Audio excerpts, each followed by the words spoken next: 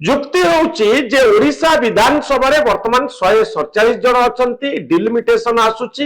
200 ରୁ ଅଧିକ ବିଧାୟକ ନିର୍ବାଚିତ ହୋଇ ଆସିବେ, କାରଣ ପୁନର୍ଗଠନ ହବ ବିଧାନସଭା କ୍ଷେତ୍ର ଗୁଡିକର। ପ୍ରଶ୍ନ ଉଠୁଛି ଯେ ସତରେ ଆମେ ଗୋଟିଏ ନୂଆ ବିଧାନସଭା ଆଉ ନୂଆ ସେକ୍ରେଟାରିଏଟ ଗୃହକୁ ଆବଶ୍ୟକ କରୁ କି ବର୍ତ୍ତମାନ ସମୟରେ ଓଡ଼ିଶା ସରକାରଙ୍କର ପ୍ରାୟୋରିଟି ଏଇଆ ହବା ଉଚିତ କି?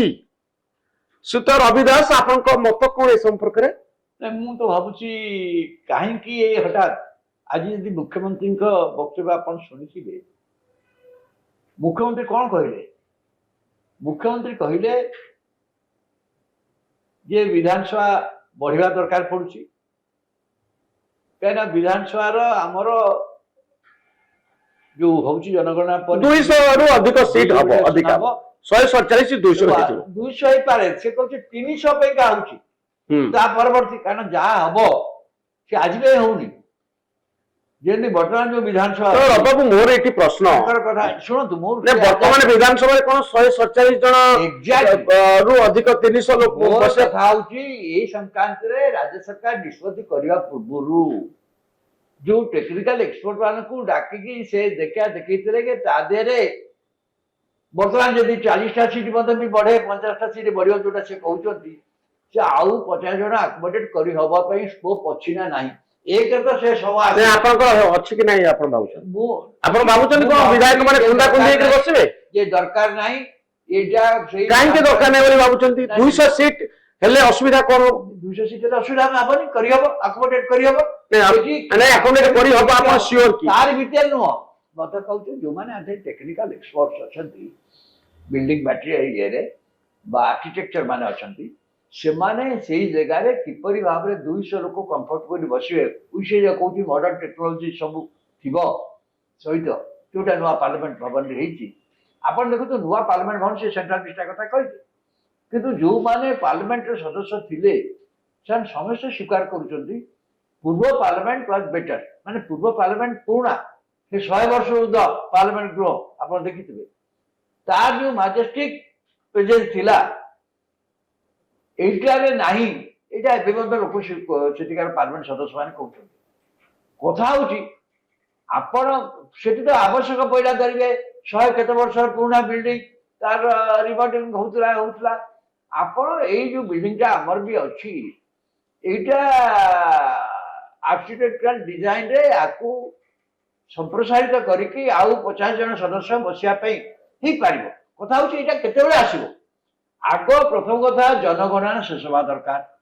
ଇଲେକ୍ସନ ପଛରେ ଡିଲିମିଟେସନ କମିଶନ ବସିବ,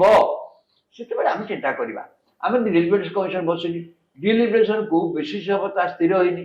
what will be the basis of the delimitation? ତାହେଲେ ସରକାର କାହିଁକି ନୂଆ ବିଲ୍ଡିଂ ତିଆରି କରୁଛନ୍ତି? ସିଏ ଭାବୁଛନ୍ତି ଏଇ ମର୍ମରେ ଯେ ସେମିତି ଯୋଉ ସେଣ୍ଟ୍ରାଲ ଆଜି ନିଜେ କହିଛନ୍ତି ଏଇ ସେଣ୍ଟ୍ରାଲ ଭିଷ୍ଟା ଯୋଉଟା କେନ୍ଦ୍ର ସରକାର ଏଇ ପାର୍ଲାମେଣ୍ଟ ଭବନକୁ ଲାଗିକି ହେଇଛି, ଏଇ ସେଇ ଢାଞ୍ଚାରେ କରିବୁ। କାହିଁକି ଖାଲି ଏ ସେକ୍ରେଟାରିଏଟ ଯେ ବିଧାନସଭା ନୁହେଁ, ଲୋକସଭା ଭବନକୁ ମଧ୍ୟ ବି ଯୋଉଟାକୁ ସେକ୍ରେଟାରୀ ଆପଣ କହୁଛନ୍ତି, ସେଇଟା ମଧ୍ୟ ଗୋଟେ ପୁରୁଣା ବହୁତ ଦିନ ବିଲ୍ଡିଂ, ତାର ଗୋଟେ ନୂଆ କରିବାକୁ ମଧ୍ୟ ଭାବୁଛନ୍ତି ମଡର୍ନ ଟେକ୍ନୋଲୋଜି ସହିତ, ଯୋଉ ସେଣ୍ଟ୍ରାଲ ଭିଷ୍ଟାରେ ଯୋଉ ଆପଣ ଏହାକୁ ସ୍ୱାଗତ କରୁଛନ୍ତି କି ନାହିଁ? ଆପଣ ସେଣ୍ଟ୍ରାଲ ସେକ୍ରେଟାରିଏଟ ବର୍ତ୍ତମାନ ସେଇ ଢାଞ୍ଚାରେ ହେଇଛି। ନାଇଁ ବାବୁ, ମୋର ପ୍ରଶ୍ନ ହଉଛି ଯେ ଆପଣ ଏହାକୁ ସ୍ୱାଗତ କରୁଛନ୍ତି କି ନାହିଁ? ଯଦି ଓଡ଼ିଶା ସେକ୍ରେଟାରିଏଟ ନୂଆ ବିଲ୍ଡିଂ କୁ ଯାଏ, ନୂଆ ଢଙ୍ଗରେ ବିଲ୍ଡିଂ ଟେ ହୁଏ, ଆପଣ କଣ ଭାବୁନାହାନ୍ତି ଯେ ଆମେ ଆମର ପର ପିଢି ପାଇଁ କି ଗୋଟେ ଐତିହ୍ୟ ଛାଡିକି ଯିବା? ଯେମିତି ସେକ୍ରେଟାରିଏଟ 50 ବର୍ଷ 60 ବର୍ଷ ତଳେ ତିଆରି ହେଇଥିଲା, ଯାହାକୁ ଦେଖିକିରି ଆମେ ଗର୍ବ ଅନୁଭବ କରୁଛୁ, এই ପିଢିରେ ମଧ୍ୟ ସେଇଭଳି କିଛି କୀର୍ତ୍ତି ରହିବା ଦରକାର, ଯାହାକୁ ପରବର୍ତ୍ତୀ ପିଢି ମନେ ରଖିବେ ଏ ହେଉଛି ଓଡ଼ିଶାର ବିଧାନସଭା, ଏ ହେଉଛି ଓଡ଼ିଶାର ସେକ୍ରେଟାରିଏଟ। এইଭଳି ଗୋଟେ ହେରିଟେଜ ଭ୍ୟାଲୁ 60 ବର୍ଷ ପରେ 100 ବର୍ଷ ପରେ ଆଜି ଠାରୁ କାହିଁକି ତିଆରି ହବନି? କଣ ଲାଭ? ବର୍ତ୍ତମାନ ଯୋଉଟା ଅଛି ଯୋଉ ବିଲ୍ଡିଂ ଅଛି ସେ ମଧ୍ୟ ଗୋଟେ ଆମେ ଦୃଷ୍ଟିକୋଣରୁ ଅନୁମାନ କରି ହେରିଟେଜ ବିଲ୍ଡିଂ ବୋଲି କୁହାଯିବ, କିଛି ଅସୁବିଧା ନାହିଁ। କଥା ସେଠି କଥା ହଉଛି ଆମେ ଦେଖିବା ଆମେ ରାଜ୍ୟର ଯୋଉ ରିସୋର୍ସେସ୍ ଅଛି, ଆମ ରାଜ୍ୟ ରିସୋର୍ସକୁ ଆମେ ଯେତେବେଳେ ବିନିଯୋଗ କରିବା ଏ କାମରେ, ସେଥିରେ କଣ ଆମ ଆଗରେ ପ୍ରାୟୋରିଟି, ଆମ ଆଗରେ ସରକାର ଆଗରେ ପ୍ରାୟୋରିଟି କଣ? ସରକାର ଯୁକ୍ତି କରିବେ ଆମେ ତ ପାଖାପାଖି 3 ଲକ୍ଷ କୋଟିର ବଜେଟ ତିଆରି କରିବା ପାଇଁ ଯାଉଛୁ, ତ तो आमे कोन 3000 कोटी टंका खर्च करिकरी गोटे विधानसभा और गोटे सेक्रेटरीट करिपेले कोन असुविधा है? आपण मते निजे कहतु निजे आपण कहतु आमे पे प्रायोरिटी कोन आपण देखिछन्ती गला सरकार रे आपन को भाबुछन सरकार पूरा नहीं, गला सरकार ए विधानसभा और सेक्रेटरीट विषय खर्च गोटे प्रथम प्रायोरिटी मु कहूची समस्त लोकंकु विशुद्ध पानीय जल जोगाई दिया जीवो पाइप वाटर ये गोटे संकल्प होइतिला सेठी बहुत मेगा टेंडर होइतिला केते काम होइछि सेतु काम अधा छाड़ के लोक पड़िछथि आम पे ए सरकार पे फास्ट प्रायोरिटी कोन हबा कहतु जे प्रत्येक लोक विशुद्ध पानीय जल पाइबे आपण विशुद्ध पानीय जलटा वेरी इंपोर्टेंट आज्ञा आपण देखुछन इंदोर रे जाय ना विशुद्ध पानीय जल क्या होची वेरी वेरी बहुत गुरुत्वपूर्ण प्रत्येक लोक पाइबा पे हकदार एवं पाइबा उचित एवं सेटा हम प्रायोरिटी हबो से काम जो अधा की पड़िछि से कॉन्ट्रैक्टर ठकी दे पळेला सेते जहा बाकी अछि आमे निष्पत्ति नेबे जे वर्ष भीतर से काम सरियो सेति में आग अलॉटमेंट हो ना नहीं प्रायोरिटी कोन ने प्रायोरिटी कोन आपण भाबुछन एटा सरकार रो 1 नंबर प्रायोरिटी हेगला बोली आमे एटा करिया परे कोन होउची लोक भाबुचंती सरकार पाखरे बहुत पैसा अछि लोक अनेक समय रे लोकंकर जो अनेक जगह देखुचंती जो दाबी होउची तार कारण होची या जे काहे कि ये होची हमर काहे बनी तेणु आमे देखिबा आमे जति प्रायोरिटी स्थिर करी आसे बुझ पानी गोटे जिनिस आमे गोटे निष्पत्ति नबा जे राज्य रे जे शिक्षा रे नहीं नहीं रब मोर क्वेश्चन आपन को होची आपन को भाबुचंती सरकार वर्तने प्रायोरिटी बोली घोषणा कर देले हमर प्रथम काम होची जे आमे सेक्रेटरीट करबू आमे विधानसभा करबू ये होची हमर प्रायोरिटी सरकार सब काम करबे ता भीतर ए दुटी काम भी करबे तो आमे काई करे सरकार सब काम छाडी के एटा करे कहूची आमे सेती बेले कहि चाहतु जल्दी आर जनगणना काम सरी जानता एवं डिलिमिटेशन कमिशन अपन डिलिमिटेशन कोन कमिशन करिवो कमिशन अपॉइंटमेंट ले दियो तापर हम देखिबो होउची अपन जल्दी भी वर्षे अधे असुविधा हुए हम तो प्रथमे ता पूर्व निश्चित एक्सपर्ट हम पचारिबु वेदर एई हॉल भीतर अपन देखिन से हॉल कि खराब हॉल नय जति ही पारिबो ना नाही ताले हम करिबु मु कहूची करबा आवश्यक जोटी करा दिबौची किंतु कथा होउची एई समय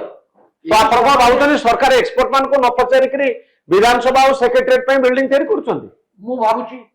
भाबुची विधानसभा संक्रांत रे एक्सपर्ट ओपिनियन जे एठी कोन हेई पारिबो एथे आउ 50 जन अकोमोडेट करे व्यवस्था हे परबो ना नाही कथा जो 50 जन आमे तो नउच खाली आमे अज्यूम करछु 50 टा बढिबो किंतु कथा होची लेट द डिलीट मु कहूची जे आग जनगणना सरू ये रिक्वायरमेंट कोन डिलिमिटेशन कमिशन गठन हो तापर आमे भाबिबा किंतु आम पई आगर जो प्रायोरिटी अछि ताको आग करबा ना आग एई दृष्टि मु कहूची तो आपण को भाबुचंती सरकार को प्रायोरिटी ता एटा वर्तमान सेंट्रल विस्टा बोली वर्तमान सरकार को 1 नंबर प्रायोरिटी होची ओडिसा विधानसभा पई नवा बिल्डिंग तैयारी करबा माने सेई बड़ी ढंगरे आपण मेसेज दबा उचित न सेई बड़ी ढंगरे मेसेज दबा उचित न मु कोई सेंट्रल को ढंगरे मेसेज देले सरकार बिला दृष्टिया को नै कि आपण कंट्रोवर्सी पार्ट जानछथि आपण काई कंट्रोवर्सी पार्ट हला काई ना आपण जानछन सेते बेले कोविड पीरियड चलतिला लोक भाइले कोविड पीरियड भितरे कार्य काई होउची कहले ना नहीं हां मोर कथा होची ये जेतु गोटे आपण जेमि कहिदे गोटे ये विधानसभा सेक्रेटरीट समस्त संपत्ति बा समस्त राज्यवासी कहिए सेते समस्त तो गोटे फील करबे जे यस यार आवश्यकता अछि करा जबा उचित आमे केते बेले कहि परिबा जेते बेले अन्य प्रायोरिटी जोटा दैनंदिन प्रायोरिटी लोक मान करो मु जेमि आपण कहि ड्रिंकिंग वाटर जेमि आपण कहि आम राज्य रे आमे गोटे निष्पत्ति नै छै जे एपरी कौनसी गाँ रही एपरी कौन पड़ा रही जोटी की रास्ता ऑल वेदर रोड न हबो गोटे निष्पत्ति नहीं छथि ताको हम करबा एवं खाली समस्ते पक्का घरे रहिबे समस्ते पीवा पानी पीबे सबु गाँ को रास्ता दिया जीवो समस्त घरे बिजुली बत्ती जळिबो ये होची मिनिमम रिक्वायरमेंट एवं ता संगरे सबु पिला पाठ पढिबे एजुकेशन हेल्थ एई जिते काम एबे मधे मु कहूची काहे कि बहुत गुरुत्व दउची एबे मधे ओडिसा रा per capita income national average रो तळे एबे मधे अछि